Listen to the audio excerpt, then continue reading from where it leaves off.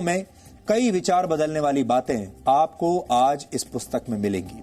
और आखिर में हम आपको भारत और चीन की सीमा पर लेकर चलेंगे, जहां से हमें एक नया वीडियो मिला है।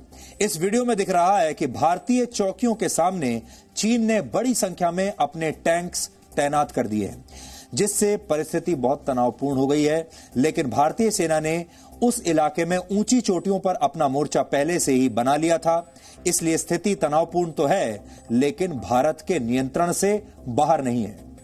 आज इस पर आपको एक विस्तृत रिपोर्ट दिखाएंगे, लेकिन सबसे पहले आज की तमाम बड़ी खबरें नॉनस्टॉप न्यूज में। भारत में कोरोना वैक्सीनेशन का अभियान 16 जनवरी से शुरू हो जाएगा। इसकी घोषणा खुद प्रधानमंत्री नरेंद्र मोदी ने ट्वीट करके की। ट्वीट संदेश में प्रधानमंत्री ने कहा कि 16 जनवरी को भारत कोविड-19 से लड़ने में एक महत्वपूर्ण कदम आगे बढ़ाएगा। उस दिन से भारत का राष्ट्रव्यापी वैक्सीनेशन अभियान शुरू होगा। हमारे बहादुर डॉक्टरों, हेल्थ केयर वर्कर्स, सफाई कर्मचारियों सहित फ्रंटलाइन कर्मचारियों को प्राथमिकता दी जाएगी। भारत में अभी 2 वैक्सीन, कोवैक्सीन और कोविशील्ड को इमरजेंसी इस्तेमाल की इजाजत मिली है। इस बीच भारत के वैक्सीनेशन कार्यक्रम को एक और बड़ी सफलता मिली है। ब्राजील ने भारत से 20 लाख कोविशील्ड वैक्सीन मांगी है। ब्राजील के राष्ट्रपति बोल्सोनारो ने प्रधानमंत्री नरेंद्र मोदी को चिट्ठी लिखकर वैक्सीन को जल्द से जल्द ब्राजील को उपलब्ध कराने का आग्रह किया है। बीजेपी के राष्ट्रीय अध्यक्ष जेपी नड्डा ने आज पश्चिम बंगाल में एक मुट्ठी चावल अभियान की शुरुआत की। जेपी नड्डा ने पार्टी के इस अभियान की शुरुआत वर्धमान से की और विधानसभा चुनाव में सफलता का दंभ भरा। हर बात में बोल रहे होबे ना, होबे ना, होबे ना। मई महीने में होबे, होबे, होबे। भारतीय जनता पार्टी की सरकार आवे, आवे, आवे। बीजेपी के इस अभियान का मकसद है कि बंगाल के 70 लाख किसानों तक पहुंचना। अपने इस अभियान के जरिए बीजेपी ने ममता बनर्जी के किसान के प्रति रवैये पर सवाल उठाए। आज मुझे दुख के साथ कहना पड़ता है कि 29 राज्यों में किसान को सबसे कम 24वें स्थान पर पश्चिम बंगाल का किसान है। यानी सबसे कम 29 स्टेट्स में से 24वें स्थान पर किसान बंगाल का खड़ा है। ये ममता जी ने हाल खड़ा कर दिया। बीजेपी बंगाल के 40,000 गांवों में जाकर किसानों से एक मुट्ठी चावल लेकर भोज का आयोजन करेगी। इसके अलावा किसानों को केंद्र की किसानों से संबंधित योजनाओं के बारे में भी बताया जाएगा। जेपी नड्डा ने अपने अभियान की शुरुआत राधा गोविंद मंदिर में भगवान की पूजा अर्चना से की और एक रोड शो के जरिए शक्ति प्रदर्शन भी किया। पश्चिम बंगाल के राज्यपाल जगदीप धनखड़ ने आज गृह मंत्री अमित शाह से मुलाकात की। राज्यपाल धनखड़ ने बंगाल के हालात पर जानकारी दी। धनखड़ ने आशंका जताई कि जिस तरह से पश्चिम बंगाल में पंचायत चुनाव और लोकसभा चुनावों के दौरान हिंसा हुई थी, ठीक उसी तरह से विधानसभा चुनाव में भी हिंसा हो सकती है। सिक्योरिटी एनवायरमेंट कितना खतरे में है, ये सार्वजनिक है। अलकायदा ने पांव पसार लिए। बॉम्ब्स की वजह से कितने लोग आहत हुए हैं। हर सप्ताह मेरे पास खबर आती है कि इलीगल बॉम्ब एक्सप्लोजन की वजह से ये लोग मर गए। तो मैं जानना चाहता हूं कि इनका काम क्या है, ये कर क्या रहे हैं। राज्यपाल जगदीप धनखड़ ने यह भी कहा कि विधानसभा चुनाव चुनौतीपूर्ण हो सकते हैं और साफ सुथरे चुनाव के लिए जरूरी है कि सरकारी कर्मचारी किसी पार्टी कार्यकर्ता की तरह काम ना करें। साथ ही राज्य की जनता से हिंसा के खिलाफ खड़े रहने की भी अपील की। 2021 पश्चिम बंगाल के लिए बहुत बड़ा मौका है। हम जो कलंकित होते हैं कि हमारे यहाँ चुनाव रक्त रंजित होते हैं, उसको हम भविष्य में नहीं बढ़ाना चाहते। We want to forget it like a bad dream.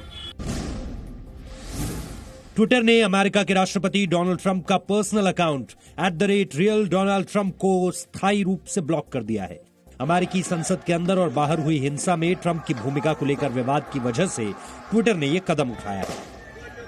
Trump का यह अकाउंट 4 मई 2009 को एक्टिव हुआ था और इससे अब तक करीब 57,000 ट्वीट किए गए थे। इसके बाद ट्रंप ने राष्ट्रपति के आधिकारिक ट्विटर हैंडल से ट्वीट कर ट्विटर पर हमला बोला। उन्होंने आरोप लगाया कि ट्विटर डेमोक्रेट्स और लेफ्ट के साथ मिलकर फ्री स्पीच को खत्म करने की कोशिश कर रहा है। ट्रंप ने यह भी कहा कि वह जल्द ही अपना नया प्लेटफॉर्म तैयार करने के बारे में सोच रहे हैं। हालांकि बाद में ट्रंप ने ये सारे ट्वीट डिलीट कर दिए। इससे पहले फेसबुक और इंस्टाग्राम ने भी ट्रंप के अकाउंट्स पर 2 हफ्तों या निश्चित काल के लिए प्रतिबंध लगा दिया है। यहां तक कि उनके कैंपेन के अकाउंट @टीम ट्रंप को भी बंद कर दिया गया है। महाराष्ट्र के भंडारा में सरकारी अस्पताल में लगी भीषण आग में 10 नवजात शिशुओं की दर्दनाक मौत हो गई। यह हादसा शनिवार देर रात हुआ। इस दुर्घटना में 7 बच्चों की जान बचा ली गई। यह हादसा अस्पताल के बॉर्न केयर यूनिट में हुआ है। सूत्रों के मुताबिक घटना के वक्त वार्ड में कोई भी मौजूद नहीं था। महाराष्ट्र सरकार ने हादसे की जांच के आदेश दिए हैं। इस घटना की उच्च स्तरीय चौकसी की जाएगी और इस चौकसी में जो भी दोषी पाएगा उसके ऊपर सख्त से सख्त कार्रवाई राज्य शासन की तरफ से की जाएगी। महाराष्ट्र सरकार ने पीड़ितों को 5 लाख के मुआवजे का भी ऐलान किया, लेकिन पीड़ित परिवारों ने अस्पताल प्रशासन पर लापरवाही के आरोप लगाए हैं। बाद में मेरे को और बोला कि तुम्हारी बच्ची चली गई, अभी तक मेरी बच्ची की लॉस देने को है। यहाँ लापरवाही है। बीजेपी ने भी इस हादसे की उच्च स्तरीय जांच कर दोषियों के खिलाफ सख्त कार्रवाई की मांग की है। जिस प्रकार से ये घटना घटी है, इसकी उच्च स्तरीय जांच होनी चाहिए और ऐसे लोगों पर हत्या का गुनाह ही दाखिल होना चाहिए जो इसके लिए जिम्मेदार है।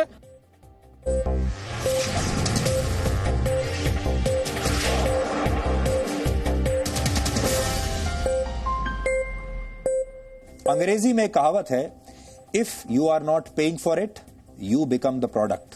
हिंदी में इसका मतलब है, अगर आप कोई उत्पाद मुफ्त में ले रहे हैं, कोई प्रोडक्ट मुफ्त में आप ले रहे हैं, तो इसका मतलब यह है कि आप खुद ही प्रोडक्ट हैं।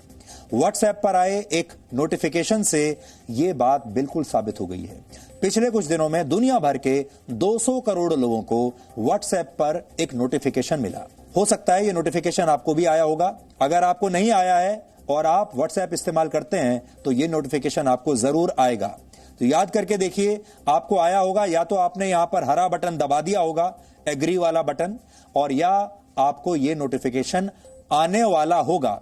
इस नोटिफिकेशन में कहा गया है कि 8 फरवरी 2021 तक आपको इन शर्तों को स्वीकार करना होगा, जो शर्तें यहां लिखी हैं। अगर आपने इन शर्तों को स्वीकार नहीं किया, यानी इस हरे वाले बटन को, एग्री वाले बटन को नहीं दबाया, तो इसके बाद आपका व्हाट्सएप अकाउंट बंद कर दिया जाएगा। आप व्हाट्सएप अकाउंट अपना इस्तेमाल नहीं कर पाएंगे। इस नोटिफिकेशन के मुताबिक अब व्हाट्सएप आपके डेटा को फेसबुक के साथ शेयर करेगा। यही आपको बता रहा है वो कि हम आपके डेटा को फेसबुक के साथ शेयर करेंगे और आप इस हरे बटन पर बटन दबाकर हमें इसकी इजाजत दे दीजिए। फेसबुक ही व्हाट्सएप की पेरेंट कंपनी है, तो इस बात को आप जान लीजिए कि व्हाट्सएप और फेसबुक एक ही कंपनी के हैं। और यहां डेटा का मतलब है आपका फोन नंबर, आपके कॉन्टैक्ट्स और आपके व्हाट्सएप स्टेटस जैसी तमाम जानकारियां, इसको डेटा कहते हैं। यह डेटा व्हाट्सएप को चाहिए और व्हाट्सएप कह रहा है कि यह डेटा हम फेसबुक के साथ शेयर करेंगे। यह सभी डेटा अब व्हाट्सएप से फेसबुक को मिल जाएगा। और अगर आपको अपना डेटा देने की शर्त पसंद नहीं है, अगर आप अपने डेटा को प्राइवेट रखना चाहते हैं, तो आप अपने व्हाट्सएप अकाउंट को अब डिलीट कर सकते हैं। व्हाट्सएप इस साल ये नई शर्तें लेकर आया है, लेकिन वर्ष 2009 में अपनी लॉन्चिंग के समय, जब व्हाट्सएप ने लॉन्च किया था अपनी सर्विसेज को, तब उसने आपको सारी सेवाएं मुफ्त में देने का लालच दिया था। और आज भी दुनिया भर के आप सब लोग भी ये सोचते होंगे कि व्हाट्सएप एक फ्री सर्विस है। और यह भी कहा था व्हाट्सएप ने कि वो आपके सारे मैसेजेस या डेटा को प्राइवेट रखेगा, किसी के साथ भी शेयर नहीं करेगा। यह वादा किया था व्हाट्सएप ने। लेकिन अब दुनिया का हर तीसरा व्यक्ति व्हाट्सएप का इस्तेमाल कर रहा है, और क्यों ना करे, क्योंकि ये मुफ्त में जो है। और व्हाट्सएप पर करोड़ों लोगों के इस डेटा भंडार से फेसबुक का बिजनेस और बढ़ेगा, फेसबुक का और विस्तार होगा। आप भी अपने परिवार, दोस्तों और अपने ऑफिस के संपर्क में रहने के लिए व्हाट्सएप का पूरा इस्तेमाल करते होंगे। भारत में 40 करोड़ लोग अपनी पर्सनल और प्रोफेशनल जिंदगी में व्हाट्सएप का इस्तेमाल करते हैं। और आजकल तो ऐसा जमाना आ गया है जब अदालतों के सम्मन, पुलिस के सम्मन भी, पुलिस के नोटिस, अदालतों के नोटिस भी व्हाट्सएप पर भेजे जा रहे हैं और ये कानून में भी स्वीकार्य हो गया है। ये आपके जिंदगी का इतना महत्वपूर्ण हिस्सा है कि आप में से कई लोगों ने व्हाट्सएप के नोटिफिकेशन को पढ़े बिना ही एग्री वाला हरा बटन दबा दिया होगा। अब आप समझिए कि व्हाट्सएप आपके किस डेटा को फेसबुक के साथ शेयर करेगा। आपकी अनुमति मिलने के बाद आपके मोबाइल फोन नंबर और आपके एड्रेस बुक के सभी कॉन्टैक्ट्स अब व्हाट्सएप के पास होंगे। आपका स्टेटस मैसेज भी व्हाट्सएप देख पाएगा। आपके बैंक बैलेंस की जानकारी भी व्हाट्सएप के पास होगी। व्हाट्सएप पेमेंट सर्विस की मदद से आप अपना पैसा जहां भी खर्च करेंगे उसकी एक एक जानकारी आप अब व्हाट्सएप इकट्ठा करेगा, क्योंकि व्हाट्सएप की अब पेमेंट सर्विस भी आ चुकी है। आगे चलकर देश की कई बड़ी कंपनियां पेमेंट के लिए व्हाट्सएप का ही इस्तेमाल करेंगी और तब व्हाट्सएप के पास आपके फाइनेंस से जुड़ी, आपके बैंकों से जुड़ी सारी महत्वपूर्ण जानकारियां होंगी, जैसे कि आपके खर्च करने की प्रवृत्ति कैसी है, आपका किस किस बैंक में अकाउंट है, आप कौन सा क्रेडिट कार्ड इस्तेमाल करते हैं, आप उस क्रेडिट कार्ड का इस्तेमाल कौन कौन से प्रोडक्ट्स खरीदने के लिए करते हैं। आपके मोबाइल फोन से आपकी लोकेशन का पता लगाया जाएगा। इसका मतलब है कि व्हाट्सएप के पास आपके घर और आपके ऑफिस का पता, आपके रिश्तेदारों, आपके दोस्त, आप पार्टी करने के लिए कहां जाते हैं, शॉपिंग करने के लिए कहां जाते हैं, वीकेंड पर कहां जाते हैं, ये सब कुछ व्हाट्सएप को पता होगा आपकी लोकेशन के जरिए। आप किस बाजार में जाना पसंद करते हैं, कहां खाना खाते हैं, कौन सा मोबाइल फोन इस्तेमाल कर रहे हैं, वो मोबाइल फोन सस्ता है या महंगा, इसके बारे में भी व्हाट्सएप पूरी खबर रखेगा। आपके फोटोज और वीडियोस को व्हाट्सएप ज्यादा समय तक अपने सर्वर पर रख पाएगा। आपके मैसेज को सीधे पढ़ा नहीं जाएगा। यह व्हाट्सएप कह रहा है कि आपके मैसेजेस को अब भी नहीं पढ़ा जाएगा, लेकिन आप किससे बातें करते हैं, किसे मैसेज भेजते हैं, किस व्हाट्सएप ग्रुप में आप ज्यादा एक्टिव हैं, इसके बारे में अब तक सिर्फ आपको जानकारी होती थी, लेकिन अब व्हाट्सएप भी यह पता लगा सकता है और व्हाट्सएप बिजनेस अकाउंट्स पर भी नजर रखेगा। उनके जरिए आप तक पहुंचने वाले डेटा को रिकॉर्ड करेगा और इन सभी जानकारियों की मदद से आपका एक प्रोफाइल बनाया जाएगा। आप सोच रहे होंगे कि आपके इस प्रोफाइल से व्हाट्सएप को क्या फायदा। बहुत सारे लोग आज भी इस देश में ऐसे हैं जो कहते हैं कि भाई हमारी जिंदगी तो बिल्कुल साफ है और आप हमारी जिंदगी बिल्कुल ट्रांसपेरेंट है, आप हमारे बारे में कुछ भी जानकारी ले लीजिए, हमें उससे कोई फर्क नहीं पड़ता। यहां आपके निजी जानकारी की बात नहीं हो रही है। यहां आपको उस दिन फर्क पड़ेगा जिस दिन आपका बैंक अकाउंट साफ हो जाएगा, जिस दिन आपकी और तमाम जानकारियां जो हैं वो उनका दुरुपयोग होना शुरू हो जाएगा। व्हाट्सएप से ये सारा डेटा फेसबुक के पास जाएगा। करोड़ों लोगों की जानकारियों को रखने के लिए फेसबुक जैसी कंपनियों ने बड़े बड़े डेटा सेंटर बनाए हैं और फेसबुक इस डेटा को दूसरी कंपनियों के साथ इसके बाद शेयर करेगा और उनसे पैसा लेगा। देश में ऐसी सैकड़ों कंपनियां हैं, दुनिया भर में हजारों कंपनियां हैं जो आपके बारे में जानना चाहती हैं, आपकी आदतों के बारे में जानना चाहती हैं, आप क्या सोच रहे हैं, आप क्या खरीदने वाले हैं, आप कल क्या खरीदेंगे, आप अगले हफ्ते क्या खरीदेंगे, अगले महीने आप क्या खरीदेंगे, अगले साल क्या खरीदेंगे, आप घर कब खरीदने वाले हैं, गाड़ी कब खरीदने वाले हैं, ये सब ये कंपनियां जानना चाहती हैं। आपके पास इंश्योरेंस है या नहीं ये जानना चाहती हैं। आपने अपनी गाड़ी किससे खरीदी है, अगली गाड़ी कौन सी खरीदेंगे, ये सब कुछ। हालांकि ये काम पहले से ही जारी है और आप इस उदाहरण से समझिए। आप एक बार किसी वेबसाइट पर फ्लाइट्स के बारे में अगर जानकारी ढूंढते हैं तो इसके बाद आप जिस भी वेबसाइट पर जाएंगे वहां आपको फ्लाइट्स और होटल्स के विज्ञापन ही दिखाई देंगे। उसके बाद ये सारे विज्ञापन आपका पीछा करेंगे, आप कहीं चले जाइए। ये काम डेटा ट्रैकिंग की मदद से होता है और डिजिटल वर्ल्ड में लगातार आपका पीछा किया जाता है। इसके पीछे भी एक मनोविज्ञान है। इन कंपनियों को लगता है कि अगर आप बार बार एक ही विज्ञापन को देखेंगे तो आप उस प्रोडक्ट को एक ना एक दिन जरूर खरीदना चाहेंगे। इस जानकारी का मतलब यह है कि व्हाट्सएप एक फ्री मैसेजिंग सर्विस अब नहीं रहा। इतना ही नहीं, जो भी एप्स आपको मुफ्त सेवा की गारंटी देते हैं उनका दावा भी झूठा है। सच यह है कि आप इन एप्स से फ्री सर्विस के बदले अपना बहुमूल्य डेटा इन कंपनियों को मुफ्त में दे रहे हैं। यानी फायदे में आप नहीं हैं, फायदे में ये कंपनियां हैं। डेटा को अब दुनिया में नया ऑयल कहते हैं। Data is the new oil. ये एक ऐसा प्रोडक्ट है जिसकी मांग लगातार बढ़ रही है। अभी किसी को ऑयल नहीं चाहिए, डेटा चाहिए। और इसी मांग को पूरा करने के लिए वर्ष 2014 में फेसबुक के संस्थापक मार्क जकरबर्ग ने 1,39,000 करोड़ रुपए में, फिर से आप सुन लीजिए, 1,39,000 करोड़ रुपए में व्हाट्सएप को खरीदा था। तब ऐसा कहा गया था कि फेसबुक ने इस डील पर बहुत ज्यादा पैसा खर्च कर दिया, लेकिन मार्क जकरबर्ग के पास इस डील से पैसा कमाने का एक बहुत ही दूरदर्शी प्लान पहले से मौजूद था। व्हाट्सएप को खरीदने के 2 वर्षों के बाद ही मार्क जकरबर्ग इसके डेटा को बेचकर पैसा कमाना चाहते थे और तब इसका विरोध करते हुए व्हाट्सएप के संस्थापकों ने इस कंपनी से इस्तीफा दे दिया था। फेसबुक की 99% कमाई डिजिटल विज्ञापनों से होती है और वर्ष 2019 में फेसबुक की कमाई $5 लाख 21,000 करोड़ रुपए थी। व्हाट्सएप से दुनिया के 200 करोड़ लोगों का डेटा मिलने के बाद अब फेसबुक का बिजनेस और बढ़ रहा है और फेसबुक लगातार विस्तार कर रहा है और तरक्की कर रहा है। फेसबुक का नेट वर्थ 10 लाख करोड़ रुपए से भी ज्यादा है। वर्ष 2020 में भारत का रक्षा बजट करीब 3,37,000 करोड़ रुपए का था और फेसबुक का नेटवर्क उससे भी 3 गुना ज्यादा है। भारत में सबसे ज्यादा इस्तेमाल होने वाला सोशल मीडिया ऐप फेसबुक है। शायद आप में से कई लोग भी अपने मोबाइल फोन पर फेसबुक का इस्तेमाल करते होंगे। आप अपनी पर्सनल जानकारी या डेटा फेसबुक पर शेयर भी जरूर करते होंगे और यही डेटा फेसबुक दूसरे ऐप्स के साथ शेयर कर सकता है। इसकी पूरी जानकारी समझने के लिए आज हमने एक रिपोर्ट तैयार की है। ध्यान से इस रिपोर्ट को आप देखिएगा और अपने आप को बचाने की कोशिश कीजिएगा।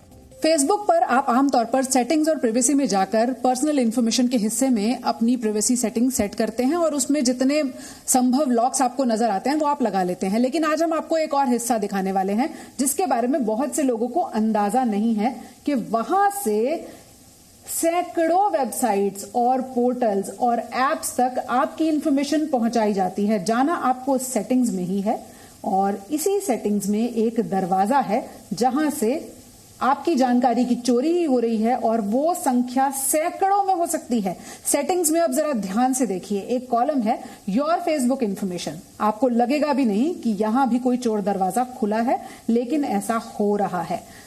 जब आप योर फेसबुक इन्फॉर्मेशन में जाते हैं तो जरा एक बार ऑफ फेसबुक एक्टिविटी अपनी आज जरूर चेक कीजिएगा। आप जिस भी सिस्टम पर या अपने स्मार्टफोन में जहां भी फेसबुक एक्सेस करते हैं, आपको शायद एक आंकड़ा देखकर हैरानी हो जाए कि आपकी इंफॉर्मेशन कितने लोगों तक जा रही है। ऑफ फेसबुक एक्टिविटी में अब हम आपको ये दिखाते हैं कि जब आप इस पर क्लिक करेंगे 338 ऐप और वेबसाइट्स ऐसी हैं जिनके साथ मेरी फेसबुक एक्टिविटी शेयर की गई है और मुझे लगता है कि मेरी प्राइवेसी सेटिंग्स बहुत अच्छी हैं। अगर आपको भी ऐसा लगता है तो आज जरूर योर ऑफ फेसबुक एक्टिविटी में पहुंचिएगा और देखिएगा कि वो नंबर क्या है, वो आंकड़ा कितना है जिनके साथ आपकी एक्टिविटी शेयर कर दी गई है। और आपको अंदाजा भी नहीं है कि फेसबुक इंफॉर्मेशन के नाम से बने इस कॉलम के जरिए आपकी जानकारी की चोरी भी हो रही है और उसे शेयर भी किया जा रहा है। व्हाट्सएप ने डेटा शेयर करने के फैसले पर हुए विवादों पर अपना पक्ष भी रखा है, क्योंकि हमने व्हाट्सएप को एक चिट्ठी लिखी थी और हमने उनसे कहा था कि आज रात हम एक कार्यक्रम करने वाले हैं, आज डीएनए में हम इसके बारे में बताने वाले हैं, इसलिए हमें आपका पक्ष जानना है और ये हमारा कर्तव्य है कि हम आपको व्हाट्सएप का पक्ष भी बताएं कि उन्होंने हमें क्या लिखा है। तो उन्होंने हमें एक जवाब भेजा, मेरे हाथ में है, उन्होंने हमें एक मेल भेजा है व्हाट्सएप ने और अपने इस मेल में उन्होंने लिखा है कि व्हाट्सएप की मदद से अपना बिजनेस चलाने वाले छोटे कारोबारियों की मदद के लिए ये नए सुरक्षा नियम बनाए गए हैं। फिर लिखा है व्हाट्सएप के मुताबिक यूजर्स की प्राइवेसी की रक्षा उनके डीएनए में है। यानी उन्होंने भी ये डीएनए शब्द इस्तेमाल किया है कि ये हमारे डीएनए में है, हमारे जो यूजर्स हैं उनकी प्राइवेसी की रक्षा करना, सुरक्षा करना, ये हमारे डीएनए में है, ऐसा लिखकर उन्होंने हमें भेजा है। फिर वो लिखते हैं कि टेक्नोलॉजी इंडस्ट्री में सिक्योरिटी पॉलिसी में बदलाव होना बहुत सामान्य बात है। यूजर्स को नोटिफिकेशन स्वीकार करने के लिए 1 महीने का नोटिस दिया गया है और नई पॉलिसी में यूजर्स को उनके डेटा की सुरक्षा के बारे में पूरी जानकारी दी गई है, उन्हें अंधेरे में नहीं रखा गया है और फेसबुक को व्हाट्सएप का डेटा सुरक्षित रखने के लिए ही दिया जा रहा है। यूजर्स जब चाहें बिजनेस बंद कर सकते हैं, ऐसा व्हाट्सएप ने हमें लिखा है।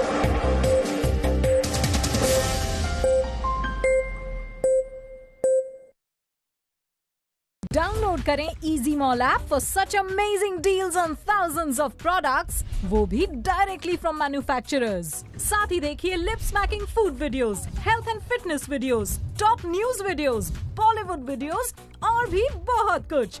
डाउनलोड करें easy mall Android app for unlimited shopping, entertainment and more. Easy mall, आपका अपना वीडियो ऐप।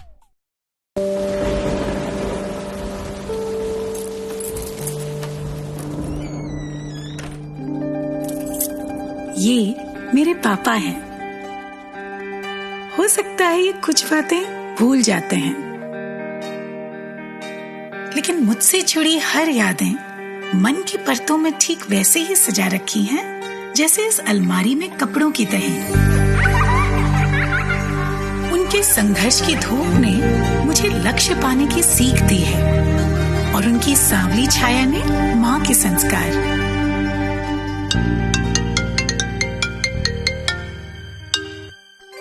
प्रणाम पापा। जीते रहो। आज तो हाँ पता है, आज आपके लिए बहुत स्पेशल दिन है। आज मैं आपको बहुत मिस कर रही हूँ पापा। इतिहास में ऐसा पहली बार हो रहा है जब लेफ्टिनेंट के परिवार वाले पासिंग आउट परेड का हिस्सा नहीं बन पाए, लेकिन कोरोना काल में 130 करोड़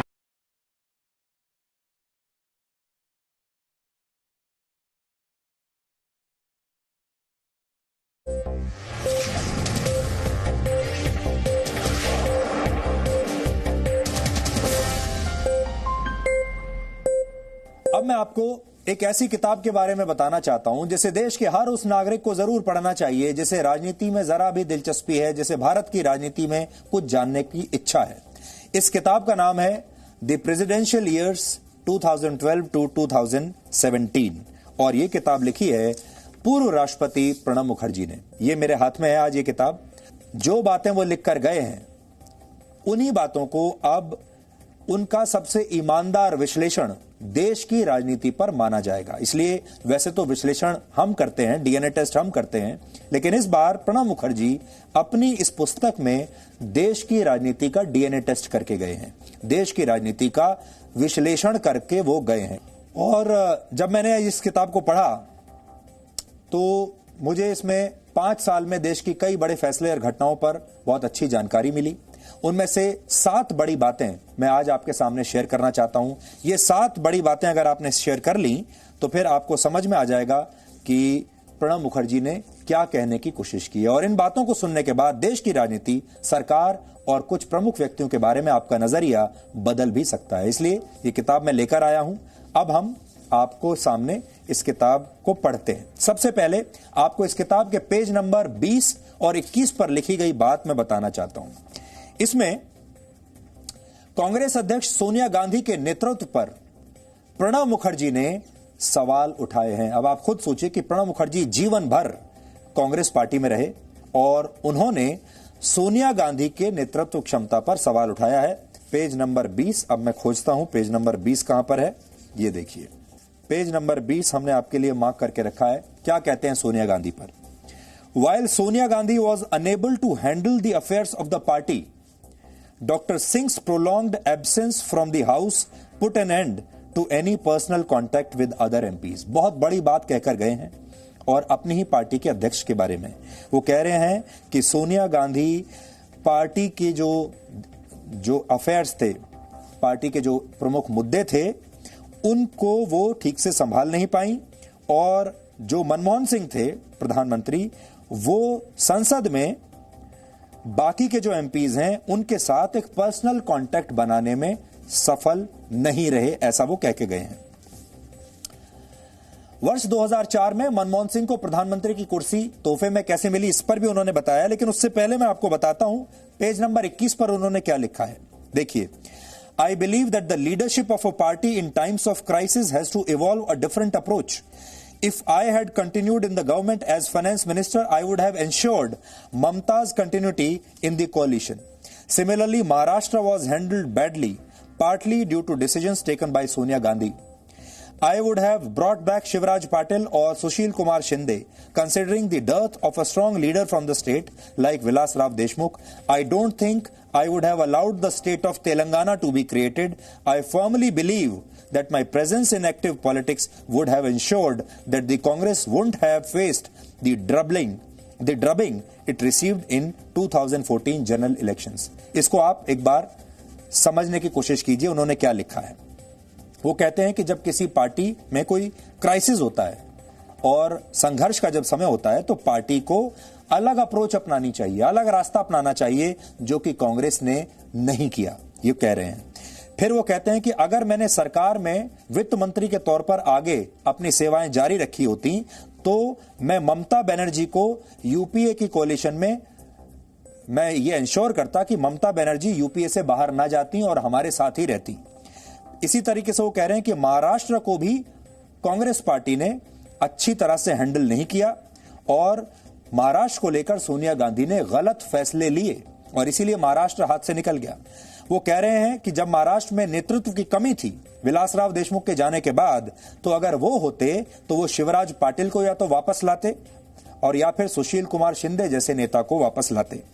फिर वो कह रहे हैं कि तेलंगाना को अलग राज्य बनाना भी गलती थी और अगर मैं होता तो मैं ये गलती कभी नहीं करता। और फिर आगे ये कहते हैं, I formally believe that my presence in active politics would have ensured that Congress wouldn't have faced the drubbing.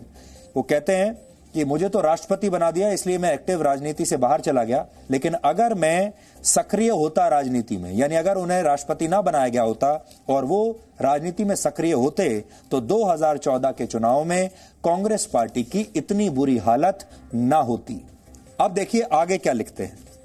2004 में मनमोहन सिंह को प्रधानमंत्री की कुर्सी तोहफे में कैसे मिल गई और 2014 में नरेंद्र मोदी ने प्रधानमंत्री की कुर्सी को कैसे हासिल किया यानी अर्न किया, ये इसके बारे में भी वो लिख कर गए हैं पेज नंबर 172 पर।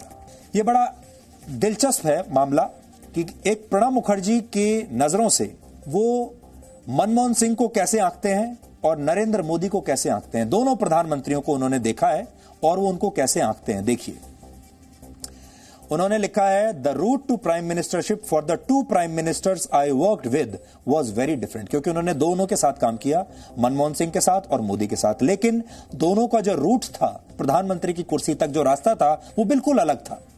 वो लिख रहे हैं, doctor Singh was offered the post was by Sonia Gandhi. Doctor Singh जो थे यानी मनमोहन सिंह, उन्होंने इस कुर्सी को अर्जित नहीं किया था, इस कुर्सी को कमाया नहीं था, इसके लिए कुछ प्रयत्न नहीं किए थे। उन्हें यह कुर्सी ऑफर की गई थी सोनिया गांधी द्वारा, यानी ये कुर्सी उन्होंने खुद नहीं कमाई थी, इसके लिए खुद परिश्रम नहीं किया था।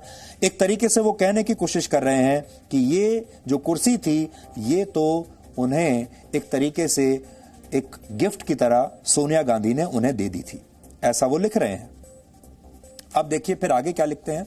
Modi on the other hand became prime minister through popular choice after leading the BJP to a historic victory in 2014. He is a politician to the core and had been named the BJP's prime ministerial candidate as the party went into campaign mode. He was then Gujarat CM and had built an image that seemed to click with the masses. He has earned and achieved the prime ministership. प्रधानमंत्री मोदी के लिए उन्होंने लिखा है कि उन्होंने इस कुर्सी को कमाया है, इस कुर्सी के लिए उन्होंने परिश्रम किया है और देश के लोगों ने प्रधानमंत्री मोदी को प्रधानमंत्री बनाया है। ये फर्क है मनमोहन सिंह और नरेंद्र मोदी के बीच में, क्योंकि नरेंद्र मोदी देश की लोकप्रिय पसंद थे, पॉपुलर चॉइस थे और उन्होंने बीजेपी को जीत दिलवाई, जबकि मनमोहन सिंह के साथ ऐसा कुछ नहीं था। फिर लिखते हैं 2014 के आम चुनाव के बारे में वो लिखते हैं कि प्रधानमंत्री मोदी पर देश की जनता ने भरोसा जताया, लेकिन इस बात से इनकार नहीं किया जा सकता कि कांग्रेस लोगों की उम्मीदों पर खरी नहीं उतरी थी। Page number 16। Of course, people may say that voters responded to my advice and gave a conclusive mandate in favor of PM Modi to form the government on its own. But there is no escaping the fact that Congress had failed miserably to fulfill people's expectations and aspirations. लोगों की जो उम्मीदें थीं उन पर Congress party खरी नहीं उतरी. In fact, after the campaign, when all the formalities were complete, several important Congress leaders and ministers met me at Rashtrapati Bhavan. Interestingly, none of them expected a clear majority for either the Congress or the UPA combined. Their assessment of the numbers of seats that Congress could win varied from 110 to 170. तो कहते हैं जब voting complete हो गई तो कांग्रेस के कुछ नेता और कांग्रेस की सरकार के कुछ मंत्री राष्ट्रपति भवन में इनसे मिलने गए। इन्होंने पूछा कि क्या लगता है चुनाव में, और उन्होंने ये कहा उनमें से किसी को भी ये उम्मीद नहीं थी कि कांग्रेस पार्टी दोबारा से सरकार बना पाएगी। सब ये बात अंदर ही अंदर जानते थे कि कांग्रेस पार्टी हारने वाली है, और कांग्रेस पार्टी के अपने मंत्री और बड़े बड़े नेताओं का जो असेसमेंट था वो ये था कि कांग्रेस जो है वो 110 से 170 सीटें जीत सकती है। Congress could win varied from 110 to 170। मुझे ऐसा लगता है कि शायद वो ये कहने की कोशिश कर रहे हैं कि यूपीए कंबाइन को इतनी सीटें मिलेंगी, लेकिन ये भी बहुत कम है। फिर लिखते हैं, एक बहुत दिलचस्प बात उन्होंने लिखी है। वो लिख रहे हैं, only Piyush Goyal was confident that BJP would get no less than 265 seats and that number could go up to 280. कहते हैं उस समय सिर्फ पीयूष गोयल का ऐसा अंदाजा था कि बीजेपी को 265 से 280 सीटें मिल सकती हैं। और पीयूष गोयल की जो बातों पर शुरुआत में मुझे विश्वास नहीं हुआ कि ऐसा हो सकता है, लेकिन उसके बाद मैंने उन्हें बहुत गंभीरता से लिया, क्योंकि जब मैंने मोदी की इलेक्शनरिंग शेड्यूल, मोदी का जो प्रचार का जो पूरा शेड्यूल था, जब उसको देखा चुनाव प्रचार का, तो उसमें मुझे समझ में आया कि नरेंद्र मोदी ने अपने चुनाव प्रचार में पूरे देश को कवर कर लिया था। It covered the entire length and breadth of the country. और जब मैंने इस प्रचार के पूरे कार्यक्रम को देखा तो मुझे समझ में आ गया कि पीयूष गोयल क्यों कह रहे हैं कि बीजेपी को 280 सीटें भी मिल सकती हैं, ऐसा लिख कर गए हैं। प्रधानमंत्री मोदी की विदेश नीति की पूर्व राष्ट्रपति प्रणब मुखर्जी ने काफी तारीफ की है और वर्ष 2014 में प्रधानमंत्री पद के शपथ समारोह में सार्क देशों के नेताओं को बुलाना, वो कहते हैं कि बड़ा ही out of the box idea था मोदी का। प्रधानमंत्री मोदी के इस निर्णय ने विदेश नीति के बड़े बड़े एक्सपर्ट्स को भी आश्चर्य में डाल दिया था, ऐसा वो लिखते हैं। और पेज नंबर 84 पर उन्होंने इसके बारे में वो लिख कर गए हैं, वो भी आपको सुनना चाहिए। वो लिख रहे हैं कि जब प्रधानमंत्री मोदी प्रधानमंत्री जब वो बने तो उन्हें विदेश मामलों का, फॉरेन अफेयर्स का कोई जानकारी नहीं थी, कोई अनुभव नहीं था। वो जानकारी नहीं, वो लिखते हैं he had absolutely no experience in foreign affairs, जो सही है। Foreign policy was therefore a truly uncharted territory for him, but he did what no prime minister had attempted before. उन्होंने वो सब किया जो इससे पहले किसी प्रधानमंत्री ने करने की कोशिश भी नहीं की थी। उन्होंने सार्क देशों के नेताओं को और हेड्स ऑफ द गवर्नमेंट्स को अपनी ओथ टेकिंग सेरेमनी में बुलाया। सब लोग आए भी और उन्होंने बड़े बड़े फॉरेन पॉलिसी के जो एक्सपर्ट्स हैं उन्हें हैरान कर दिया प्रधानमंत्री मोदी ने अपने इस आइडिया से। फिर वो आगे लिख रहे हैं, I felt that new prime ministers gesture of inviting the neighbouring countries was a good one. ये उनका बहुत अच्छा जेस्चर था, उन्होंने बहुत अच्छा काम किया। और वो आगे कहते हैं कि prime minister Modi had come with no ideological foreign policy baggage, he was to continue with these surprises. क्योंकि प्रधानमंत्री मोदी एक पुराने किसी बैगेज के साथ नहीं आए थे, फ्रेश माइंड के साथ आए थे, इसलिए वो इतने बड़े बड़े एक्सपेरिमेंट्स कर पाए। और उन्होंने उसके बाद प्रधानमंत्री मोदी के जितने भी फॉरेन पॉलिसी में जो उन्होंने प्रयोग किए उनकी तारीफ की है। 2.5 पेज उस पर लिखा है। लेकिन आखिर में यह भी लिखकर गए कि prime minister Modi stop over in Lahore was unnecessary and uncalled for given the conditions that prevailed in India-Pakistan relations। ऐसा यहां पर वो लिख रहे हैं। उन्होंने प्रधानमंत्री के हर कदम की तारीफ की विदेश नीति में, कैसे वो वुहान गए, वहां पर उन्होंने चीन के राष्ट्रपति से मुलाकात की, कैसे वो लाहौर चले गए और बाकी भी जो उनके out of the box ideas हैं। आखिर में वो कहते हैं लेकिन लाहौर नवाज शरीफ से मिलने जाने की जरूरत नहीं थी। लेकिन अखबारों में हेडलाइन छपी है, उसमें उन्होंने सिर्फ ये छापा कि प्रणब मुखर्जी ये कह रहे हैं कि मोदी को पाकिस्तान नवाज शरीफ के घर नहीं जाना चाहिए था, बस।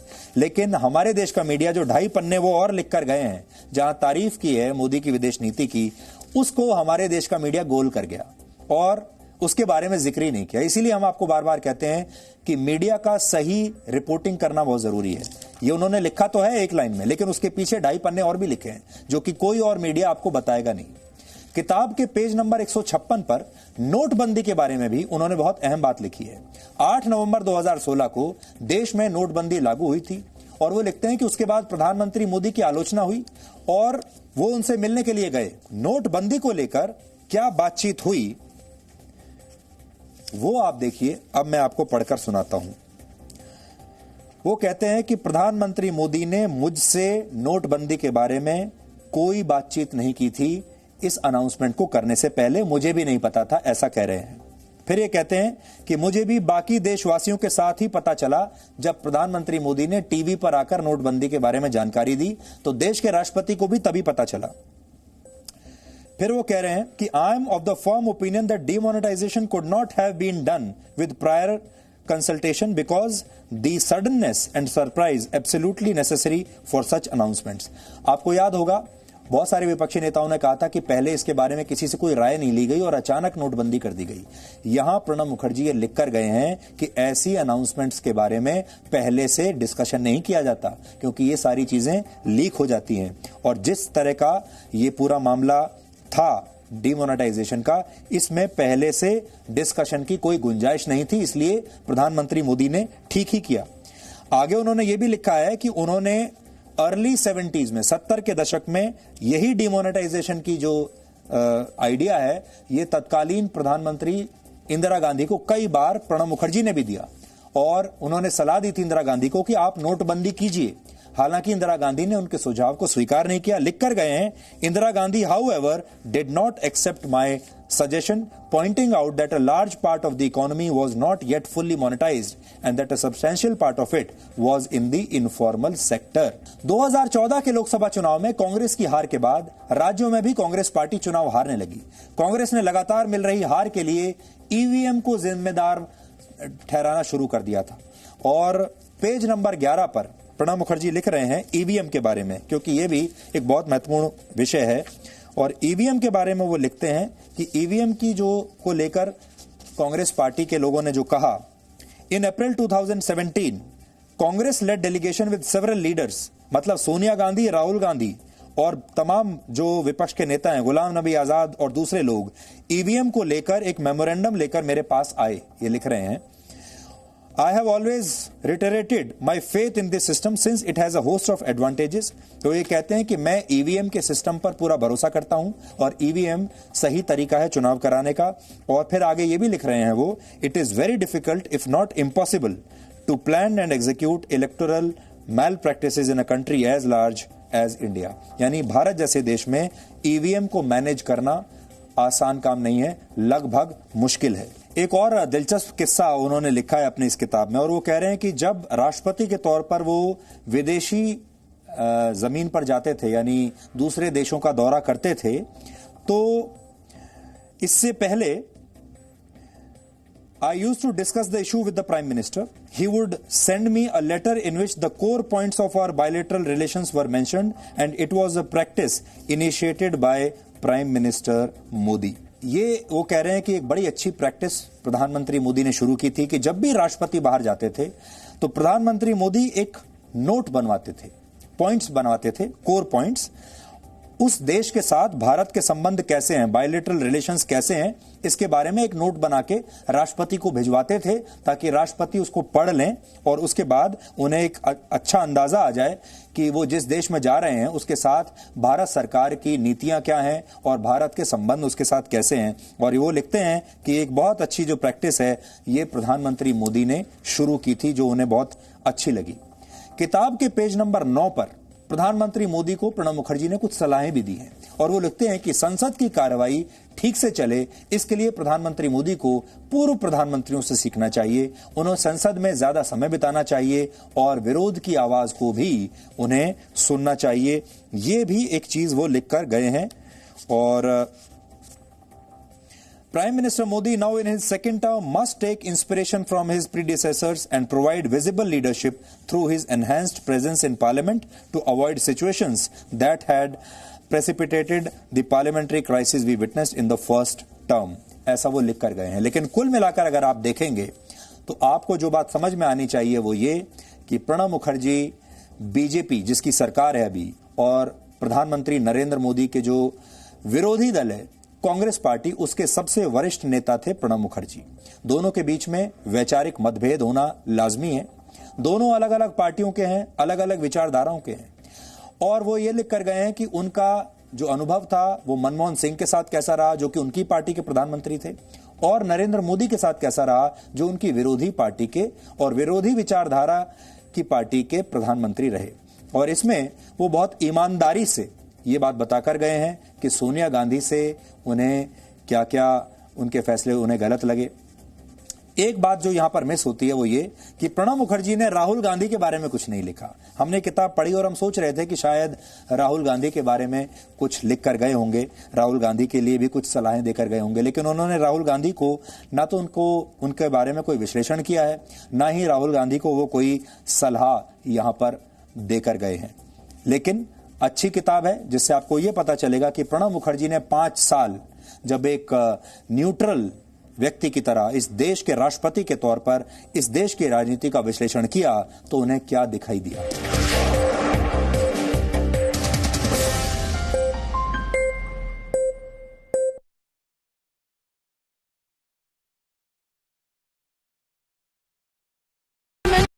लेफ्टिनेंट अंजलि कुमार, जी न्यूज, परंपरा संस्कारों की।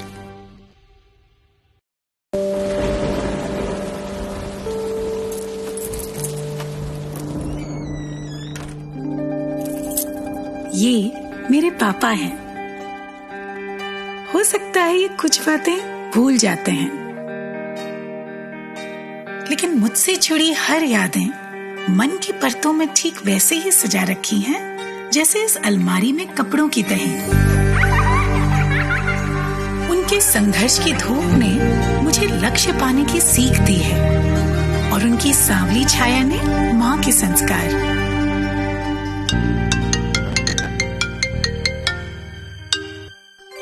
प्रणाम पापा। जीते रहो।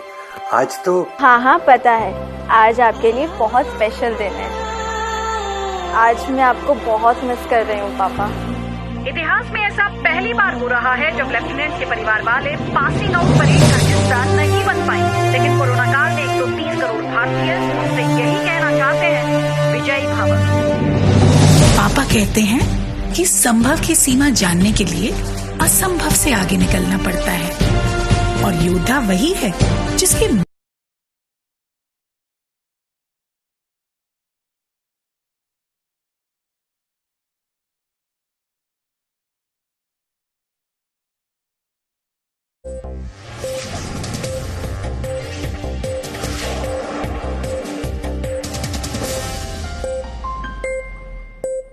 प्राचीन चीन के सैन्य रणनीतिकार और दार्शनिक सुन त्सू के मुताबिक हर युद्ध लड़े जाने से पहले ही जीत लिया जाता है।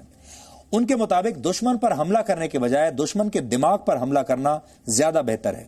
अब तक चीन इन्हीं की नीतियों के सहारे अपने दुश्मनों को मात देता आया है, लेकिन अब भारत ने सुन त्सू की नीतियों को अपनाकर वास्तविक नियंत्रण रेखा यानी LAC पर चीन को कमजोर कर दिया, यानी चीन का फॉर्मूला चीन के ऊपर ही प्रयोग कर दिया। LAC के इस मोर्चे पर चीन की इस कमजोरी का एक बहुत ही सनसनीखेज वीडियो हमारे पास आया है, जिसमें भारतीय सेना चीन के सैनिकों के मुकाबले ज्यादा बेहतर स्थिति में है।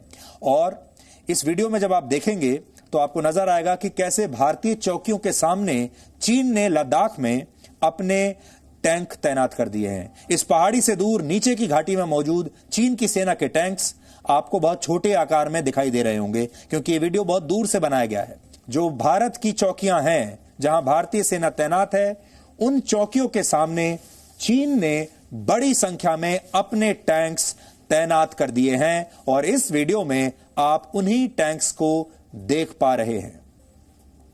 इन तस्वीरों में आप चीन के जिन टैंक्स को देख रहे हैं उनमें चीन के सबसे आधुनिक T-99 टैंक्स भी शामिल हैं और ये टैंक्स लगभग 5 किलोमीटर की दूरी तक हमला कर सकते हैं। लेकिन चीन के इन सैनिकों को यह नहीं पता कि इन पहाड़ों की ऊंचाई पर भारतीय सेना कहां कहां पर मौजूद है, यानी हमारे ठिकानों के बारे में इन्हें पता नहीं है, इसलिए वो भारतीय सैनिकों को निशाना अभी नहीं बना पाएंगे। लद्दाख में पेंगोंग झील के दक्षिणी किनारे पर चीन ने इन्हीं टैंक्स को बड़ी संख्या में तैनात कर दिया है। अब चीन की इस तैयारी की वजह भी आप समझ लीजिए। पहाड़ों पर होने वाले युद्ध में जीत उसी सेना की होती है जिसके कब्जे में ऊंचाई वाला इलाका होता है। ये LAC पर रेचिनला, रेजोंगला और मुखपरी पहाड़ियों का हिस्सा है। यहां भारतीय सेना चोटी पर बैठी है और चीन की सेना नीचे घाटी में है। और आपको याद होगा भारत के लिए ये बहुत बड़ा एडवांटेज है, क्योंकि भारतीय सेना ने कुछ चोटियों को पहले से ही अपने कब्जे में ले लिया था ताकि हाइट का जो फायदा है वो भारतीय सेना को मिलता रहे। इसलिए चीन की सेना युद्ध लड़ने से पहले ही कई मोर्चों पर कमजोर हो चुकी है और चीन ने अपनी इसी कमजोरी का मुकाबला करने के लिए इतनी बड़ी संख्या में अब यहां टैंक्स को तैनात कर दिया है। हालांकि यहां पर चीन के लिए भारतीय सैनिकों से बचकर कोई भी घुसपैठ करना नामुमकिन है और इसका मतलब यह है कि ऊंचाई पर मौजूद भारतीय सैनिकों के लिए चीन के ये टैंक्स आसान निशाना है। अंग्रेजी में कहावत है फर्स्ट कम फर्स्ट सर्व। इसका मतलब है पहले आओ पहले पाओ। और आपने भी एक कहावत जरूर सुनी होगी, जो पहले आता है उसे अपनी कोशिशों का नतीजा पहले मिलता है। भारत की सेना इन ऊंची चोटियों पर चीन से पहले पहुंच गई और अब भारत चीन से इस समय ज्यादा मजबूत स्थिति में दिखाई दे रहा है। लद्दाख के इलाके में टैंक्स किसी भी हमले का नतीजा बदल सकते हैं, इसलिए चीन की सेना का मुकाबला करने के लिए भारत ने भी पूरी तैयारी की है। यहां पर भारतीय सेना के सबसे आधुनिक T-90 टैंक्स के साथ साथ T-72 टैंक्स भी तैनात हैं। अगर भारतीय सेना के टैंक्स 17,000 फीट की ऊंचाई पर तैनात नहीं होते तो चीन के इन टैंक्स को भारतीय इलाकों में घुसने से रोकना हमारे लिए मुश्किल हो जाता और ये पूरी दुनिया में अब तक की सबसे ऊंची चोटियों पर टैंक्स की तैनाती है। चीन की सेना के टैंक्स ही नहीं बल्कि उनका मिलिट्री बेस भी भारतीय सेना की नजर में है, जो इस समय हम आपको दिखा रहे हैं। पैंगोंग झील के दक्षिणी किनारे पर चीन का एक ऐसा ही बेस है चीनी सेना का, और अब यह बेस भी भारतीय सैनिकों की निगरानी में है।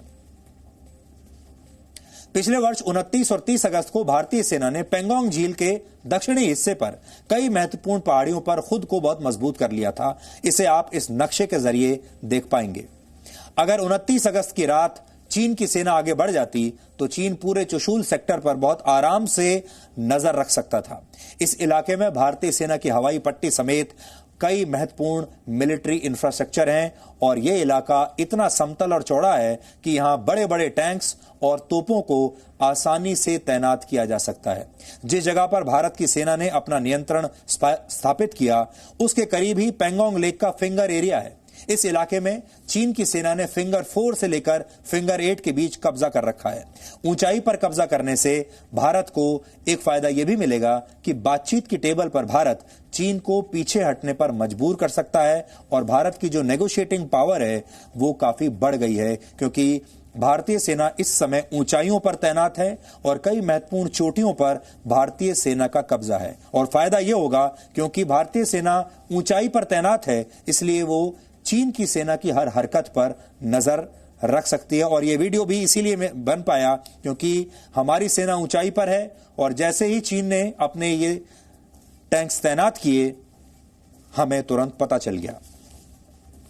सबसे महत्वपूर्ण बात यही है कि LAC पर दोनों देशों के 50,000 से ज्यादा सैनिक इस समय आमने सामने हैं और यह स्थिति बहुत तनावपूर्ण है, लेकिन फिलहाल नियंत्रण के बाहर नहीं है। दोनों देशों के बीच तनाव कम करने के लिए 8 राउंड की बातचीत हो चुकी है। हालांकि इसके बाद भी चीन की सेना ने अपनी तैनाती में कोई कमी नहीं की है। चीन को सैनिक, टेक्नोलॉजी और आर्थिक रूप से एक मजबूत देश माना जाता है, लेकिन किसी राष्ट्र की शक्ति उसके लोगों के मन में देशभक्ति से भी तय होती है। चीन की सेना राष्ट्र की जगह कम्युनिस्ट पार्टी के प्रति जवाबदेह है, वो कम्युनिस्ट पार्टी को रिपोर्ट करती है, इसलिए वो देश की सेना नहीं है, वहां की कम्युनिस्ट पार्टी की सेना है। चीन की सेना में राष्ट्रवाद की बहुत कमी है और पार्टीवाद कहीं ज्यादा है। हमारी सेना अगर आप देखेंगे, हमारी सेना राष्ट्रवाद से भरी हुई है। चीन के सैनिक अपने माता पिता की अकेली संतान है। चीन की सेना में सिंगल चाइल्ड पॉलिसी का एक वायरस है जो वीरता के सॉफ्टवेयर को करप्ट कर देता है। ऐसे में चीन भले ही टैंक ले आए या फिर आधुनिक घातक हथियार ले आए, लेकिन विजय के लिए जरूरी जज्बा, विजय के लिए जरूरी राष्ट्रवाद उसके पास नहीं है। चीन ने अपना आखिरी युद्ध वियतनाम के साथ लड़ा था और जब इस युद्ध में उसकी हार का विश्लेषण किया गया तो पता चला था कि उसके सैनिकों में अपने राष्ट्र के लिए विजय पाने की इच्छा शक्ति बहुत कमजोर थी। ज्यादातर सैनिक लड़ना नहीं चाहते थे, ज्यादातर सैनिक अपने घर जाना चाहते थे, अपने माँ बाप और परिवार के पास। इसीलिए हमने कहा कि जो सिंगल चाइल्ड पॉलिसी है चीन में, वो उनकी सेना को भी कमजोर कर नहीं रही है, बल्कि पहले से ही कर चुकी है, क्योंकि उनके सैनिक लड़ना नहीं चाहते। उनके सैनिक ऐसी जगहों पर वर्षों तक तैनाती नहीं चाहते, वो अपने परिवार के साथ आराम की जिंदगी जीना चाहते हैं। अब हम आपको यह भी बताना चाहेंगे कि पहाड़ों की ऊंचाई पर किसी सेना के होने का मतलब क्या है। अगर लद्दाख में भारत और चीन की सेना के बीच युद्ध हुआ तो वहां पहाड़ों पर लड़ाई के नियम क्या होंगे और कौन कौन से नियम लागू होंगे। पहाड़ों की चोटियों पर मौजूद एक भारतीय सैनिक का मुकाबला करने के लिए चीन को कम से कम 9 सैनिकों की जरूरत होगी। अब आप समझिए कि जब भारतीय सेना ने कुछ महत्वपूर्ण चोटियों पर कब्जा किया था उसका मतलब क्या था। एक भारतीय सेना के सैनिक के लिए चीन को 9 सैनिक लगेंगे, क्योंकि चीन नीचे बैठा हुआ है, भारतीय सेना ऊपर। सैनिकों की संख्या का फॉर्मूला उनके हथियारों पर भी लागू होता है। निचले इलाकों में मौजूद सैनिकों को ज्यादा घातक हथियारों की जरूरत पड़ेगी ताकि वो ऊंचाई पर बैठे दुश्मन पर सटीक हमला कर सकें, सटीक निशाना लगा सकें। माना जाता है कि पिछले 2000 वर्षों से चीन और दुनिया के दूसरे देशों में भी लड़ाई के दौरान इसी सिद्धांत को अपनाया गया। चीन के प्रसिद्ध सैन्य रणनीतिकार, जिनके बारे में थोड़ी देर पहले भी बताया, सुन त्सू ने एक किताब लिखी थी जिसका नाम है द आर्ट ऑफ वॉर। इसमें लिखा है, युद्ध करते समय हर सेना की कोशिश यह होनी चाहिए कि वो खुद ऊंचाई पर रहे और दुश्मन को अपने से निचले स्थानों पर रखे। और भारत इस वक्त सुन त्सू के इसी सिद्धांत पर चल रहा है। इसलिए अब आप ये मान लीजिए कि चीन जिन सिद्धांतों पर काम करता था, आज हमने उन्हीं सिद्धांतों को चीन के ऊपर लागू कर दिया। इसलिए चीन को समझ में नहीं आ रहा कि अब वो क्या करे, इसीलिए इतनी बड़ी संख्या में अब टैंक लेकर वहां पहुंचा है।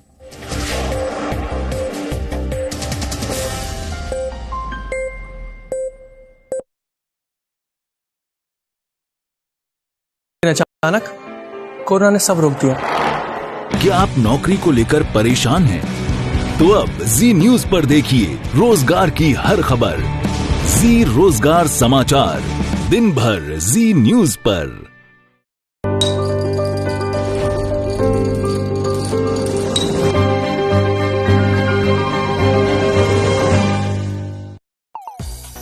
डबल बेडशीट सिर्फ 249 रुपीज में। सही सुना आपने।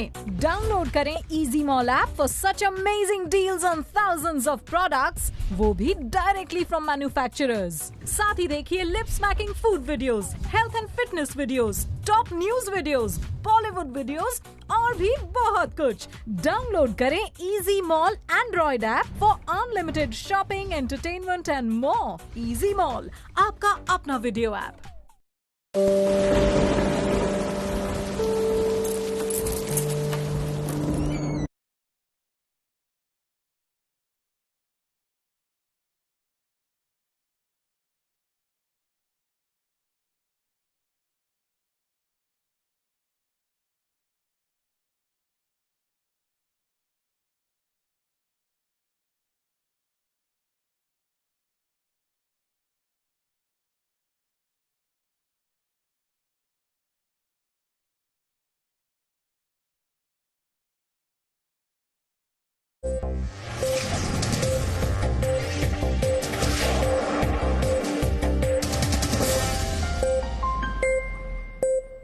और अब आखिर में देखते हैं कि आज के इतिहास में क्या लिखा है। वर्ष 1915 में आज ही के दिन महात्मा गांधी अपनी पत्नी कस्तूरबा गांधी के साथ हमेशा के लिए दक्षिण अफ्रीका से भारत लौट आए थे। महात्मा गांधी ने करीब 21 वर्ष तक दक्षिण अफ्रीका में रहते हुए रंगभेद और वहां रह रहे भारतीयों पर होने वाले अत्याचारों के खिलाफ लंबी लड़ाई लड़ी। भारत लौटने तक महात्मा गांधी अंतर्राष्ट्रीय स्तर पर अपनी एक अलग पहचान बना चुके थे और इसके बाद ही उन्होंने भारत की आजादी की लड़ाई की कमान संभाली। वर्ष 1768 में आज ही के दिन ब्रिटेन में वहां के एक व्यापारी फिलिप एस्ले ने पहली बार आधुनिक युग का सर्कस शुरू किया था। इस सर्कस में कई हैरान कर देने वाले करतब दिखाए जाते थे और इसमें जानवरों का भी इस्तेमाल होता था। हालांकि प्राचीन रोम में भी इस तरह के आयोजन हुआ करते थे, लेकिन वो आधुनिक सर्कस से थोड़े अलग थे क्योंकि तब सर्कस में रथों की दौड़ भी आयोजित की जाती थी। आज इंटरनेट और तरह तरह के गैजेट्स के दौर में सर्कस लगभग लुप्त हो चुके हैं। ब्रिटेन के मशहूर केमिस्ट और आविष्कारक सर हम्फ्री डेवी ने कोयले की खदानों में इस्तेमाल होने वाले डेवीज लैंप का पहला टेस्ट आज ही के दिन वर्ष 1816 में किया था। डेवी ने ये लैंप वर्ष 1815 में बनाया था और ये लैंप खदानों में निकलने वाली तमाम विस्फोटक गैसों के बीच भी सुरक्षित तरीके से जल सकता था और रोशनी दे सकता था। 20वीं शताब्दी के मध्य तक खदानों में इलेक्ट्रिक लैंप्स का इस्तेमाल पूरी तरह से होने लगा था। और वर्ष 1922 में आज ही के दिन मशहूर वैज्ञानिक डॉक्टर हरगोबिंद खुराना का जन्म अविभाजित भारत के पंजाब में हुआ था। डॉक्टर खुराना को बायोटेक्नोलॉजी का जनक कहा जाता है। वो पढ़ाई में इतने मेधावी थे कि मात्र 23 वर्ष की उम्र में उन्हें ब्रिटिश सरकार की तरफ से एक स्कॉलरशिप मिली। इसके बाद वर्ष 1952 से 1960 तक वो यूनिवर्सिटी ऑफ ब्रिटिश कोलंबिया में रहे।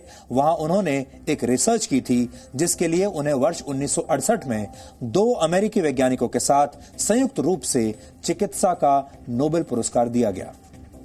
तो डीएनए में आज इतना ही। अब संडे ब्रेक का समय हो गया है। अब आपसे हमारी मुलाकात होगी सोमवार रात 9 बजे, जब हम और आप मिलकर नई ऊर्जा के साथ नए सप्ताह की शुरुआत करेंगे। तब तक आप खुश रहिए, सुरक्षित रहिए, स्वस्थ रहिए। नमस्कार।